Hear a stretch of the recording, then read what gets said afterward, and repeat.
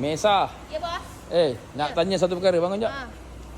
Antara kereta Wira kuning, Wira hijau dengan Wira merah. Kau suka yang mana? Saya suka yang kuning. Asal kuning? Sebab kuning bersedia. Ya. Hijau ni jalan terus ah. Tak apa, dia kena bersedia, bos. Sebab yang ini jaga-jaga, bos. Jaga-jaga. Sebab apa tau? Ha.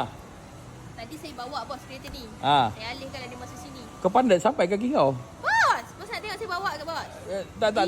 Kau duduk sebelah ni, kau duduk sebelah ni. Dijamin, bos. Ah. Oh, selesa, bos. Try pakai seat belt tu. Macam ni ke? Muat dah tu. Bos, saya kecil je, bos. Ha? Nampak tak? Muat dah. Bos! Macam tersiasa jiwa raga je. Tak muat lah, bos. Ha? Tak muat. Tak muat. So maksudnya kau tak layak naik kereta ni. Bos, saya tak pakai seat belt pun okey je, bos. Turun. Okey je, bos. Saya kalau boleh tak nak turun, bos. Kereta ni seronok, bos. Ya. Ya, bos. Best eh? Beli ya. Ha? Beli ya? Beli je, bos. Tapi kan, bos, saya ada persoalan. Apa dia?